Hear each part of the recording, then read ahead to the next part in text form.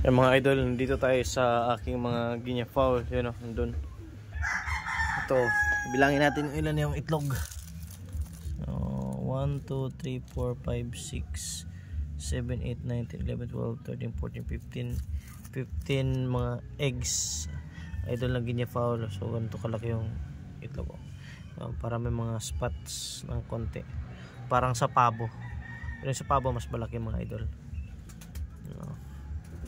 Medyo matigas to sila na itlog kumpara sa mga regular na chicken eggs, Guinea fowl.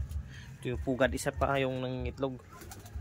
And then pakita ko naman sa inyo yung aking mga alaga.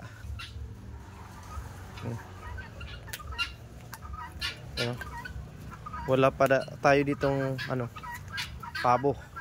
Plano ko may kasama silang pabo para ma-maximize natin yung space, kasi hanggang dyan dun yung area nila.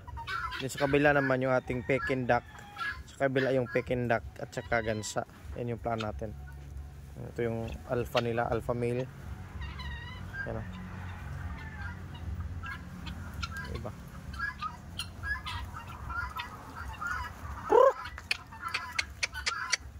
Ano mga idol? Yan, maingay na. Ito yung alpha.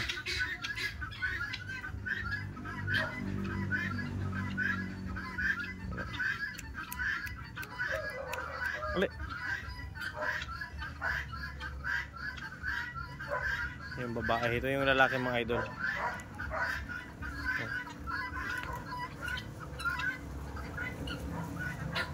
Meron dito akong 16 heads na Guinea fowl. Ito naman mga idol yung aking mga silky chicken, black meat. Yan. Ito yung sa Guinea fowl. Ito yung alpha ho. Try natin para makita nyo.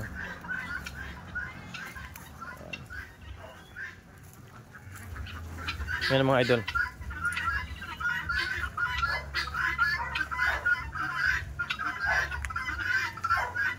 Konti na lang to, mga 30 plus sana.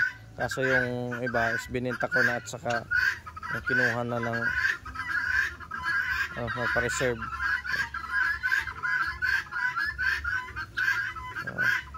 So napapansin niyo, ito yung medyo aggressive. So, ito yung alpha.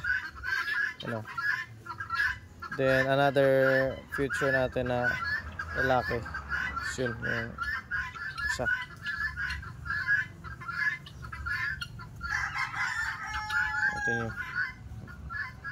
So again, ito yung ating Guinea fowl or Bengala dito sa yard. So, yung area nila.